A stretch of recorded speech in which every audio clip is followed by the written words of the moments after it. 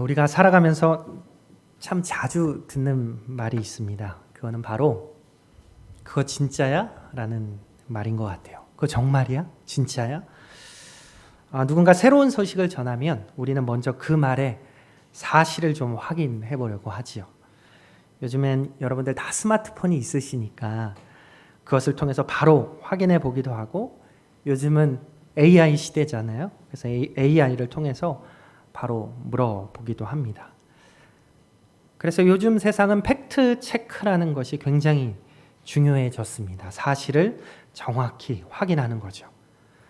확실히 확인해 주는 사람이 있어야 믿음이 생기고 그 말이 신뢰할 만해야 우리는 안심하기도 합니다. 생각해 보면 우리는 늘 누군가의 말에 의지하며 살아가는 것 같습니다. 새로운 식당을 찾아갈 때도 직접 여러분들이 가보시기 전에 뭐부터 하세요? 누군가 쓴 후기를 본다든지 리뷰를 찾아보시잖아요. 그 식당이 어떤지. 그래서 별 5개의 맛집이다 라는 이야기를 들으면 줄을 서서라도 가보려고 합니다. 또 이 약이 정말 효과가 있다라고 하면 주저하지 않고 주문하기도 하지요. 근데 가끔 막상 가보면 어떻습니까? 사진 속에서 보던 분위기랑은 전혀 다른 실망스러운 경험을 할 때가 적지 않죠. 맛도 평범하고 서비스도 형편없을 때 우리는 속으로 또 역시 리뷰는 믿을 게 못 되나 보다 이렇게 생각을 하기도 합니다. 그런데 그렇게 몇 번을 속고도 우리는 또 후기를 보고 또 리뷰를 찾아보죠. 그만큼 누군가의 말 한마디가 우리의 선택과 삶에 큰 영향을 준다라는 것입니다. 인생에서 중요한 일일수록 누가 무슨 말을 해주느냐가 훨씬 더 중요해지겠죠. 그냥 수다나 어떤 잡담 정도가 아니라 그 말이 증언이 되는 순간 그 무게는 달라집니다. 법정에서 증언 하나가 사람의 운명을 바꾸는 것처럼 증언이라는 말은 굉장한 무게감을 가지고 있습니다. 그런데 우리가 지금 살펴보고 있는 이 요한복음에서 증언이라는 말이 반복해서 등장을 하고 있어요. 우리가 지금까지 여러 번 5번에 걸쳐서 요한복음을 살펴보고 있는데 그 중에서 7절과 8절에도 증언이라는 말이 등장을 하고요. 15절과 19절에서도 끊임없이 이 증언은 이어지고 있습니다. 그리고 오늘 본문에서도 그 증언은 계속됩니다. 그런데 이 모든 증언은 누가 하고 있는 증언일까요? 바로 침례 요한의 증언입니다. 우리가 강해 설교하고 있는 이 요한복음 아직 1장도 못 벗어나고 있는데요. 이 요한복음은 예수님이 누구신가를 기록하고 드러내고 나타내고 있는 책이지만 흥미롭게도 그 시작은 침례 요한의 증언으로 문을 열고 있어요. 마치 무대 위에 주인공이 등장하기 직전에 먼저 무대에 올라온 사람이 그 주인공을 소개하듯이 침례 요한은 자기 자신이 아닌 곧 나타나실 그분, 그 예수님을 증언하는 역할을 맡은 것이죠. 지난번에 나눴던 말씀 여러분 기억하실 것입니다. 사람들이 이 침례 요한에게 몰려들어서 물었죠. 당신이 누구냐? 혹시 그리스도냐? 혹시 그 예언자냐? 그 선지자냐? 물어보잖아요. 그만큼 사람들이 요한을 주목하고 기대하고 있었다는 거예요. 사실 요한도 살짝 어깨를 으쓱하면서 넘어가도 괜찮았을 상황이에요. 그런데 요한이 어떻게 했습니까? 그는 너무 솔직했죠. 나는 아닙니다. 나는 그리스도도 아니고 엘리야도 아니고 그 선지자도 아닙니다. 라고 말해요. 그래서 사람들이 더 묻습니다. 그럼 넌 도대체 누구냐? 그때 요한이 이렇게 말했죠. 나는 그저 광야에서 외치는 소리입니다. 여러분, 이것이 바로 그 침례 요한의 특별함이었습니다. 사람들은 자꾸 그를 메시아급으로 띄워주려고 하는데 요한은 절대 자기 자신을 드러내지 않죠. 그의 관심은 언제나 자기 자신이 아니라 뒤에 오실 그분에게 있었습니다. 이게 요한의 특별한 영성이었고 믿음이었다라고 말씀드렸어요. 그런데 오늘 이어지는 본문에서 조금 분위기가 달라집니다. 침례 요한이 이제 더 이상 사람들이 묻는 질문에만 대답하는 게 아니라 자신이 먼저 입을 열어서 어떤 증언을 하기 시작하는 거예요. 단순히 나는 아닙니다 라고 말하고 부정하는 것이 아니라 내 뒤에 오시는 그분이 누구신지를 정확하게 드러내며 말하기 시작합니다. 마치 지난번은 사람들이 요한의 정체를 파악하기 위한 예비조사였다면 이제부터는 요한이 본격적으로 법정의 증인석에 앉은 것처럼 자신이 보고 들은 것을 증언하기 시작합니다. 그리고 그 증언이 앞으로 요한복음 전체의 흐름을 열어가는 중요한 첫걸음이 됩니다. 오늘 우리는 바로 이 요한의 말, 침례 요한의 증언을 함께 살펴보려고 하는데요. 그의 입에서 어떤 말이 흘러나왔는지, 그리고 그 증언이 우리에게 던지는 도전과 은혜는 무엇인지를 이것들을 함께 나누면서 하나님의 음성을 듣는 귀한 시간이 되기를 소망합니다. 우리 먼저 29절의 말씀을 다시 한번 같이 읽어보겠습니다. 29절 시작. 이튿날 요한이 예수께서 자기에게 나오심을 보고 이르되 29절에서 침례 요한은 마침내 수많은 무리 앞에서 결정적인 증언을 합니다. 뭐라고 얘기해요? 보라, 세상 죄를 지고 가는 하나님의 어린 양이다 라고 말해요. 이것이 바로 요한의 첫 번째 증언입니다. 그는 하나님의 어린 양이다. 사실 우리에게 이 표현은 익숙한 표현이죠. 하나님의 어린 양이라는 표현.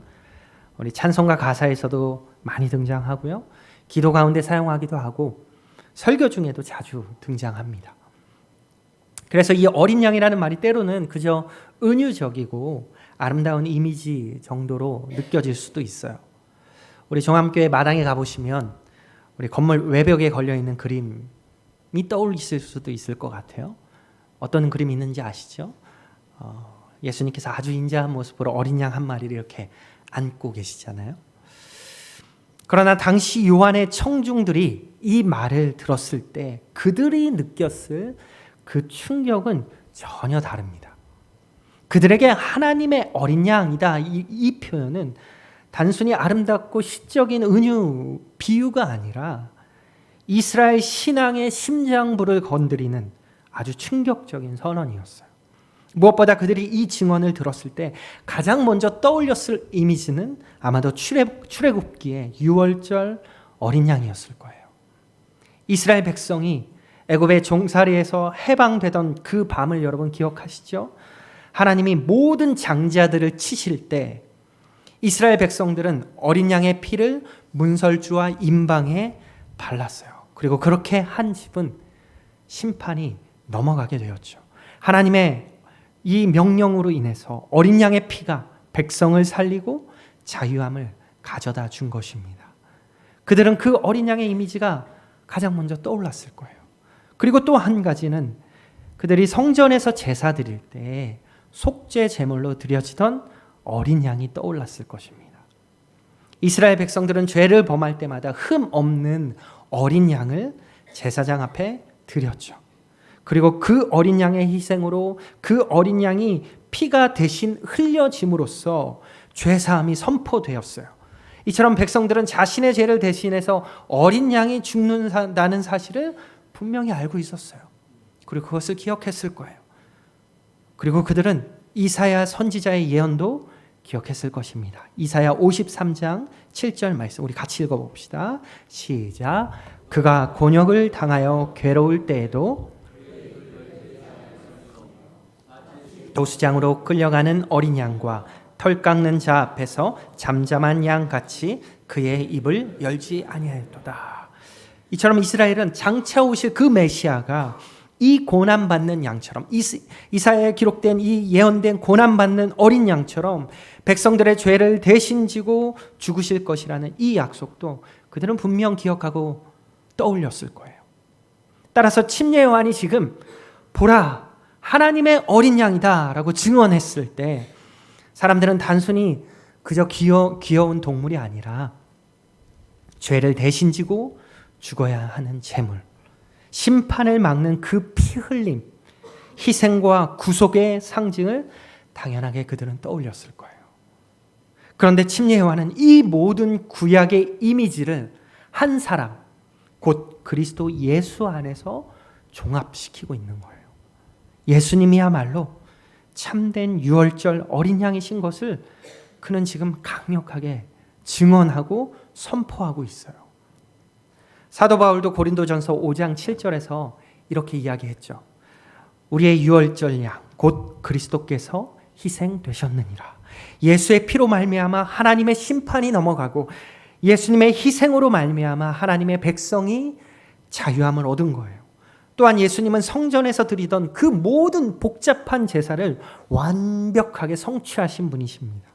히브리서 10장 10절은 이렇게 말합니다. 이 뜻을 따라 예수 그리스도의 몸을 단번에 들이심으로 말미암아 우리가 거룩함을 얻었노라. 수천 수만 마리의 양이 그렇게 많은 피를 흘려서도 할 수 없었던 그 일을 예수님께서 단 한 번의 죽으심으로 완성하셨다라는 거예요. 사도 베드로도 베드로전서 1장 19절에서 오직 흠없고 점없는 어린 양 같은 그리스도의 보배로운 피로 된 것이니라. 이처럼 침례 요한의 이 짧은 한마디 증언, 보라 하나님의 어린 양이다. 이 증언 속에는 구약 전체가 기대하던 메시아의 사역이 모두 다 담겨 있는 거예요. 이 증언의 무게감이 여러분 느껴지셔야 돼요. 여러분 그렇다면 이 놀라운 증언이, 이 침례 요한의 이 놀라운 증언이 이 현대를 살아가는 우리에게는 어떤 의미가 있을까요? 하나님의 어린 양이 지금 나와는 무슨 상관이 있을까요? 우리는 이 증언 앞에서 어떤 반응을 보여야 하겠습니까? 무엇보다 우리는 이 하나님의 어린 양을 바라볼 때 내 자신의 죄를 직면하고 바라볼 수 있어야 합니다. 지금 침례 요한이 예수님을 하나님의 어린 양이라고 할 때에 그 앞에 덧붙였던 말이 있죠. 무엇이었죠? 세상 죄를 지고 가는 하나님의 어린 양이다. 이 말은 곧 우리의 죄를, 나의 죄를, 여러분의 죄를 그분이 지고 가신다는 말이에요. 그분의 어깨 위에 내 죄가 놓여 있다는 말이에요. 따라서 우리는 그 하나님의 어린 양을 바라볼 때 무엇을 볼 수 있어야 돼요? 나의 죄를 볼 수 있어야 돼요. 내가 짊어져야만 했던 그 엄청난 죄를 대신 짊어지고 가시는 그 어린 양을 볼 수 있어야 돼요. 여러분, 우리가 죄를 바라보지 않고 죄를 직시하지 않으면 사실 어린 양도 필요가 없어요. 필요성을 느끼지 못해요. 죄를 보지 못하는데 화목제물인 어린 양이 무슨 필요가 있겠습니까? 마치 질병이 있음에도 불구하고 그것을 인정하지 않는 사람이 치료를 필요로 하지 않는 것과 같아요. 따라서 그리스도를 하나님의 어린 양으로 고백하는 이 신앙은 먼저는 자신의 죄를 솔직하게 바라보는 데서 시작할 수 있는 거예요. 오늘날 우리의 현실은 어떻습니까? 이 서울이라는 복잡한 도시를 살아가면서 사람들은 자신의 성공과 자존심과 비교 속에서 살아가죠. 그들에게 죄라는 말은 그저 불편한 단어예요. 회개라는 말은 촌스럽게 들릴지 몰라요. 당신은 죄인입니다. 회개해야 합니다. 전혀 들리지 않을지 모르겠어요. 그러나 십자가 복음은 여전히 우리에게 묻고 있어요. 네가 진정 직면해야 할 그 죄는 무엇이냐? 어떤 성도가 성경 공부를 하다가 눈물을 흘리며 이렇게 말했다는 이야기를 들었어요. 목사님, 예수님이 제 죄 때문에 십자가에 달려 돌아가셨다는 말 수도 없이 들었습니다. 그런데 오늘 말씀을 보다가 문득 제 마음속에 내 죄가 그분을 그 자리에 세웠구나 하는 사실이 가슴에 와서 박혔어요. 그 순간 제 인생에서 처음으로 죄가 너무 무겁게 느껴졌고 동시에 예수님으로 인해서 그 죄로부터 너무나도 자유로워졌습니다. 여러분, 여러분에게도 이런 경험이 있지 않으십니까? 하나님의 어린 양이라는 이 놀라운 증언은 단순한 교리의 문장이 아니에요. 오늘도 우리의 가슴을 울리고 우리의 삶을 바꾸는 여전히 유효한 증언이고 실제적인 진리입니다. 그 그리스도를 바라볼 때 우리는 내 안에 적나라한 그 죄의 실체를 발견하게 되고 동시에 하나님의 크신 용서와 새로운 삶의 부르심 속에 들어갈 수 있게 되는 것입니다. 보라, 하나님의 어린 양이로다. 여러분, 이 첫 번째 증언 앞에서 우리가 해야 할 일은 단순해요. 그 어린 양을 바라보는 거예요.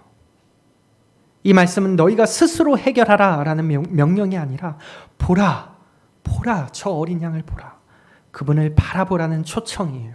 내가 안고 있던 죄, 감추고 있던 죄, 그리고 인정하지 않던 죄를 솔직하게 직면하고 바라보고 드러내고 그 모든 짐을 어린 양 대신 예수님께 맡기라는 초청입니다.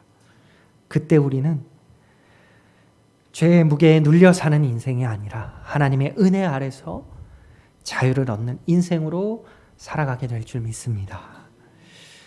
이제 요한의 두 번째 증언을 살펴봅시다. 그는 또 다른 놀라운 증언으로 우리를 이끌어 갑니다. 30절부터 33절까지의 말씀을 한 번 더 저와 교독하시겠습니다.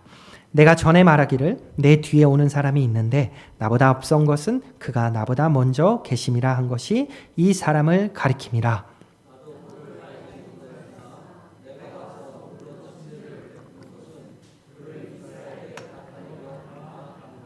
요한이 또 증언하여 이르되 내가 보매 성령이 비둘기같이 하늘로부터 내려와서 그의 위에 머물렀더라. 나도 그를 알지 못하였으나 나를 보내어 물로 침례를 베풀라 하신 그이가 나에게 말씀하시되 성령이 내려서 누구 위에든지 머무는 것을 보거든 그가 곧 성령으로 침례를 베푸는 이인 줄 알라 하셨기에. 아멘. 침례 요한의 두 번째 증언은 그는 성령으로 침례를 베푸는 자다라는 말이에요. 이것이 그의 두 번째 증언입니다. 그는 성령으로 침례를 베푸는 자다. 여러분, 침례 요한은 물로 침례를 베푸는 자였죠. 그래서 침례 요한이었죠. 수많은 사람들이 그에게 몰려들었어요. 요한은 그들에게 침례를 베풀었습니다. 그가 베풀었던 침례는 회개의 침례였다라고 지난번에 말씀드렸어요. 그것은 어디까지나 외적인 표징이었습니다. 죄를 씻는다는 상징이지 죄를 실제로 없애는 능력은 그 침례에 있진 않았어요. 그러나 예수님께서 베푸시는 이 성령의 침례는 본질적으로 다릅니다. 성령 침례는 단순한 의식이 아니라 실제적인 사건이에요. 무슨 말이냐 하면 우리가 예수 그리스도를 믿고 영접함으로 받아들일 때 단 한 번 성령께서 우리를 그리스도와 연합시키는 사건이 일어나요. 이것이 성령 침례예요. 이것은 어떤 감정의 기복이나 어떤 신비한 영적 체험에 달려있는 것이 아니라 예수 그리스도를 믿는 믿음 그 자체와 연결되어 있습니다. 그래서 성령 침례는 어떤 특별한 사람이나 영적으로 깊은 체험을 한 사람만 받을 수 있는 게 아니에요. 성경이 분명히 말하고 있습니다. 고린도전서 12장 13절의 말씀 우리 같이 한번 읽어봅시다. 시작. 우리가 유대인이나 헬라인이나 종이나 자유인이나 다 한 성령으로 침례를 받아 한 몸이 되었고. 아멘. 이 말씀은 예수 그리스도를 믿는 그 모두가 남녀노소 빈부귀천 상관없이 그 모두가 한 성령으로 침례를 받았다라는 사실을 분명히 말해주고 있어요. 이것은 반복되는 사건이 아니라 단 한 번 일어나는 구원의 사건입니다.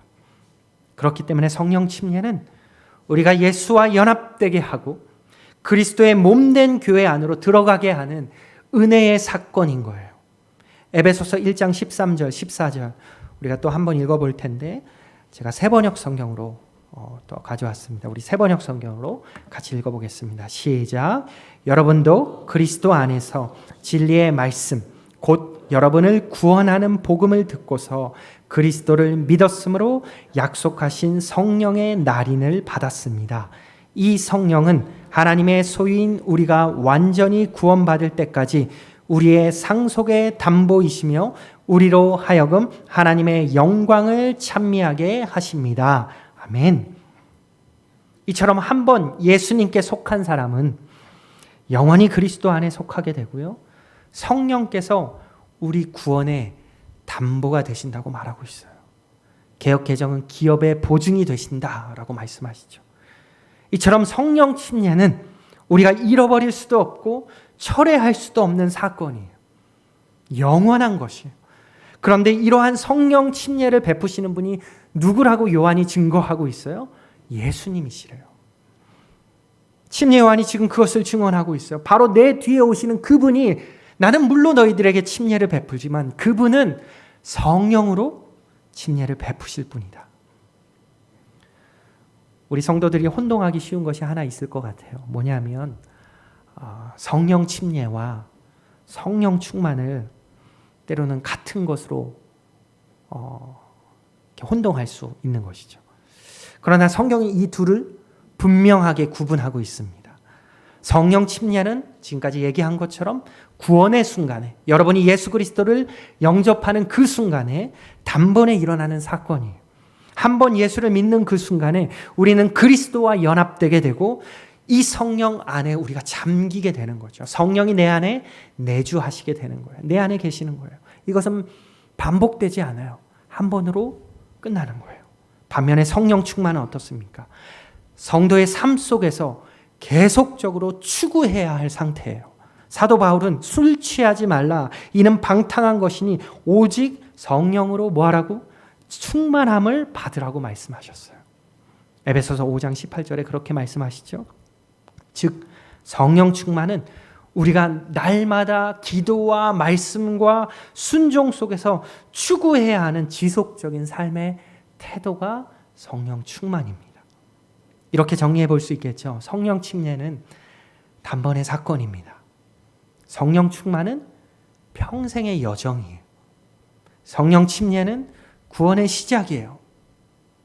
성령 충만은 계속 이어지는 구원의 삶입니다.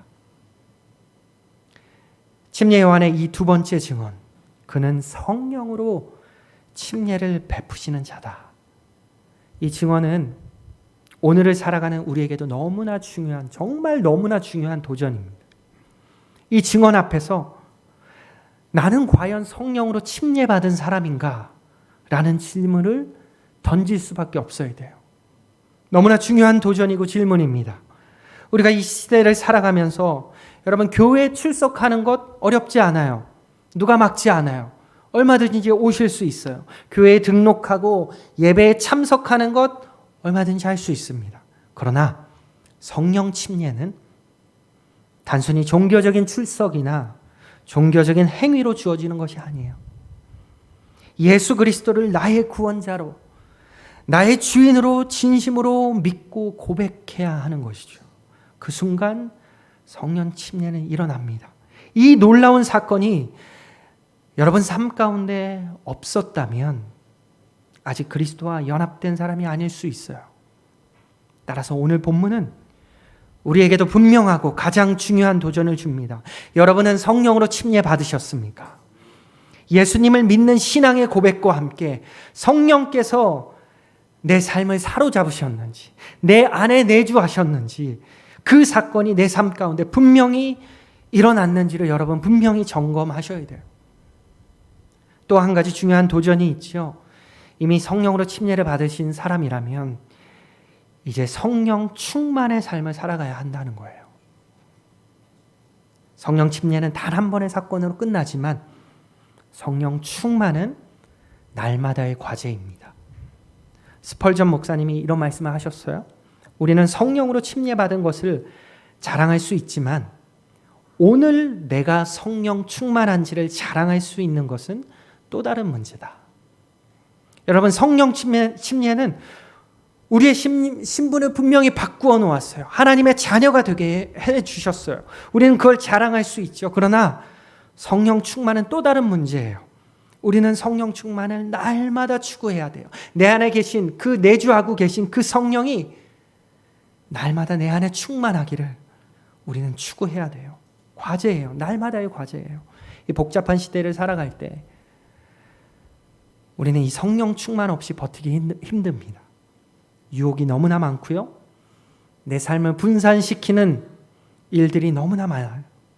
그러므로 성령 침례로 그리스도와 연합한 우리라면 이제는 날마다 성령의 지배를 구하면서 그 충만함 속에 살아갈 수 있어야 합니다. 요한은 분명히 증언하고 있어요. 그가 바로 성령으로 침례를 베푸실 이다. 우리 모두가 성령 침례라는 그 은혜 아래서 흔들리지 않는 나의 신분을 확인하고 또 날마다 성령의 충만함을 따라 살아가는 그러한 성도의 은혜가 있기를 간절히 원합니다. 이제 마지막 세 번째 요한의 증언을 들어봅시다. 우리 34절의 말씀인데요. 우리 같이 다시 한번 읽어볼까요? 시작. 내가 보고 마지막 침례 요한의 증언은 무엇일까요? 그는 하나님의 아들이다 라는 증언입니다. 그는 하나님의 아들이다. 이 하나님의 아들이라는 표현도 사실 우리 그리스도인들에게 매우 익숙하죠. 그러나 그 당시 유대인들의 배경에서 이 말은 단순한 신앙적인 수식어가 아니었어요. 아주 충격적인 말이었고 굉장히 위험한 발언이었습니다. 당시 이스라엘 백성들은 메시아를 기다리고 있었어요. 메시아 대망 사상이 그들에게 있었어요. 그런데 대부분의 사람들이 기다리던 이 메시아는 어떤 모습이었냐? 당시 로마의 압제로부터 해방을 가져다 줄 그러한 정치적인 군사적인 메시아, 마치 새로운 다윗 왕이 나타나서 그러한 지도자를 그들은 기대하고 있었어요. 이러한 배경 가운데 침례 요한이 예수님을 향해서 그는 하나님의 아들이다 라고 말한 것은 예수님이 단순한 인간 지도자가 아니라 하나님과 본질적으로 특별한 관계를 맺고 계신 분, 곧 저 예수님이 하나님 자신의 독생자라는 의미를 선포한 거예요. 이것은 굉장히 위험한 발언이었어요. 왜냐하면 하나님의 아들이라는 이 칭호는 곧 예수님의 신성을 고백하는 거예요. 나중에 요한복음 19장에 가면 유대인들이 예수님을 십자가에 못 박아 죽이잖아요. 그때 그들이 예수님을 죽이는 이유 중에 강력한 이유 중에 하나가 바로 이것이었어요. 요한복음 19장 7절에 보면 유대인들이 대답하되 우리에게 법이 있으니 그 법대로 하면 그가 당연히 죽을 것은 그가 자기를 하나님의 아들이라 함이니라. 하나님의 아들이라는 이 말은 당시로서는 신성 모독에 해당하는 죄예요. 당연하죠. 죽을 수도 있는 발언이에요. 그러나 침례 요한은 지금 담대하게 증언하고 있어요. 그는 하나님의 아들이다. 그리고 이 증언은 단순히 예수님에 대해 자신이 추측하거나 어설픈 소문을 듣고 전하는 것이 아니라 그가 이렇게 말하죠. 내가 보고 증언한다. 요한의 이 증언은 그가 직접 보고 체험한 사실에 기초하고 있어요.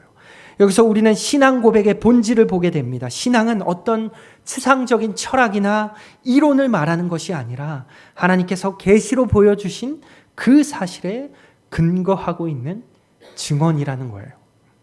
요한은 눈으로 보고 귀로 들은 것을 지금 증언하고 있어요. 우리도 마찬가지죠. 우리가 2000년 전에 그 장면을 직접 보지는 못했지만 사도들과 증언자들의 기록을 통해서 우리에게 이미 주어진 이 진리의 말씀을 보고 듣고 믿는 것입니다. 그래서 우리도 동일하게 고백할 수 있어야 돼요. 그분은 하나님의 아들이시다. 그런데 이 시대 가운데 하나님의 아들이라는 이 고백이 종종 힘을 너무 쉽게 잃어버리는 것 같아요. 사람들은 예수를 위대한 종교 창시자 중에 하나쯤으로 여긴다든지 내 삶에 도움을 주는 도덕 교사 정도로 여기는 것 같아요. 제가 며칠 전에 페이스북을 보다가 어떤 분의 글을 읽었어요. 너무 안타깝더라고요. 제가 그분을 직접적으로 알고 있지는 못하지만 그분이 저희 신학교를 나온 것으로 알고 있고 그리고 저희 성서침례교회 안에서 사역까지 했던 분으로 알고 있어요. 그런데 그분이 이런 글을 썼어요. 제가 그대로 몇 줄만 읽어볼게요. 오랜 시간 신학적 숙고를 거친 끝에 나는 예수님을 더 이상 신으로 숭배하지 않는다. 나는 예수님을 2000여 년 전 팔레스타인 땅을 두 발로 걸어 다니셨던 나와 똑같은 인간이라 믿으며 어떤 인간보다 신성에 그저 가까웠던 분으로 생각한다. 이분이 지금 사역을 하고 있지는 않아요. 그럴 수밖에 없겠죠. 지금 읽어드린 글처럼 이분은 예수님을 그저 위대한 스승, 그저 본받을 만한 위인, 우리보다는 조금 더 신성에 가까웠던 분으로만 생각해요. 이 글을 쭉 읽으면서 가슴이 너무 아팠어요. 그러나 성경이 선포하는 것은 다르죠. 예수님은 여러분 하나님의 아들이십니다. 그분은 창조주 하나님과 하나님 하나이시고 우리의 주님이세요. 이 고백은 오늘 우리의 삶의 주권이 누구에게 속해 있는지를 분명히 묻고 있어요. 내가 내 인생의 주인 되어서 살아가고 있는지, 아니면 하나님의 아들 그 예수께서 내 인생의 주 되셔서 살아가고 있는지를 점검하게 합니다. 우리가 예수님을 하나님의 아들로 믿는다면 여러분, 내 삶은 더 이상 내 것이 될 수 없습니다. 그분께 속한 것이에요. 그분이 우리의 주가 되십니다. 또한 이 증언은 우리의 정체성을 새롭게 하죠. 이 시대 많은 사람들이 자신이 쌓아올린 그 스펙과 경제력과 외모와 능력으로 자기 정체성을 정의하고 드러내려고 해요. 그러나 우리는 하나님의 아들이신 예수 그리스도를 믿음으로 하나님의 자녀라는 가장 확실한 정체성을 갖게 되는 것입니다. 여러분, 이거보다 더 큰 자존감은 없어요.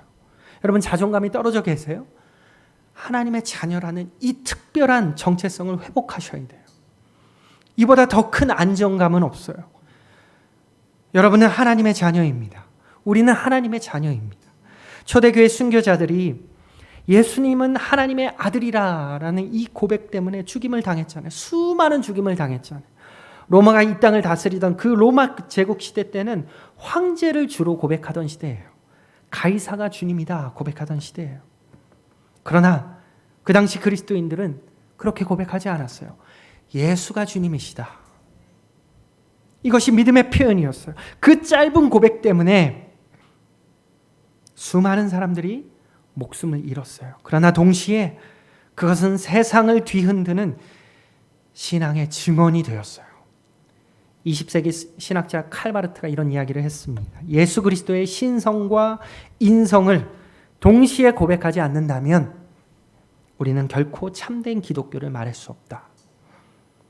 예수님을 하나님의 아들로 고백하는 것은 여러분 우리 신앙의 뿌리입니다. 그리고 신학의 근본이 되는 거예요. 여러분, 침례 요한은 분명히 증언하고 있습니다. 내가 보고 그가 하나님의 아들이심을 내가 증언한다. 여러분은 예수님을 누구라고 고백합니까? 단지 내 삶을 도와주는 조력자입니까? 아니면 하나님의 아들이요 내 인생의 주인이십니까? 오늘도 요단강에서 울려 퍼졌던 그 침례 요한의 증언이 우리를 향해서, 여러분을 향해서 들려오고 있어요. 보라, 그는 하나님의 아들이시다. 이 증언 앞에서 믿음으로 응답하셔야 돼요. 그래서 하나님의 자녀로 당당하게 살아가는 여러분이 되셔야 됩니다. 우리가 살아가는 이 시대는 참으로 많은 소리가 있어요.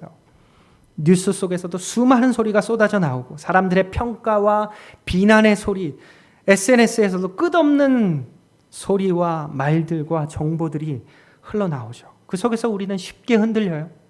무엇이 진짜인지, 어디에 마음을 두어야 하는지 혼란스러울 때도 많습니다. 그런데 오늘 본문에서 요한이 들려주는 이 세 가지 증언은 그 소란 속에서 우리를 붙드는 하나님의 확실한 음성이신 줄 믿습니다. 보라, 세상 죄를 지고 가는 하나님의 어린 양이시다. 그는 성령으로 침례를 베푸는 분이시다. 그는 하나님의 아들이시다. 이 증언들은 단순한 정보가 아니라 우리의 삶을 붙드는 진리의 선언입니다. 내 죄를 짊어지신 그 어린 양, 내 삶을 새롭게 하시는 그 성령의 침례, 그리고 내 인생의 주인 되신 그 하나님의 아들, 그분이 바로 예수 그리스도인 줄 믿습니다. 이제 우리가 다시 돌아갈 여러분의 일상은 여전히 수많은 소리들로 여러분들을 흔들겠죠. 더 가져라, 더 올라서라, 더 인정받아라. 그러나 요한의 증언은 이렇게 우리를 불러냅니다. 보라, 그분 예수를 바라보라. 오늘 이 시간 우리의 시선을 그분께 고정하기 원합니다. 침례 요한이 그분만을 바라보면서 그분만을 증언했던 것처럼 우리도 그분을 바라보십시다. 그래서 내 죄를 직면하고 성령 안에 거하면서 하나님의 자녀답게 살아가기를 결단합시다. 그럴 때 우리의 삶이 요한처럼 세상을 향한 증언이 될 수 있어요. 이 고백이 우리의 입술과 삶을 가득 채우는 은혜가 있기를 간절히 축복하고 소망합니다. 우리 시간 잠시 기도합시다. 우리 들었던 말씀을 기억하면서 이 말씀 앞에 결단하며 잠시 기도하기 원합니다. 오늘 침례 요한의 증언 앞에 우리도 서 있어요. 보라, 세상 죄를 지고 가는 하나님의 어린 양이다. 우리에게 성령으로 새 생명을 주시는 분이시다. 하나님의 아들이신 예수 그리스도이시다. 이제 우리의 시선을 세상의 소리에 두지 않고 오직 그분께 고정하기 원합니다. 이 시간 우리 기도할 때 내 죄를 솔직하게 인정하고 그 어린 양께 맡기고 성령 충만의 삶을 갈망하면서 하나님의 자녀답게 당당하게 살아가기를 결단하며 나아가기 원합니다. 주님은 오늘 우리의 고백이 요한의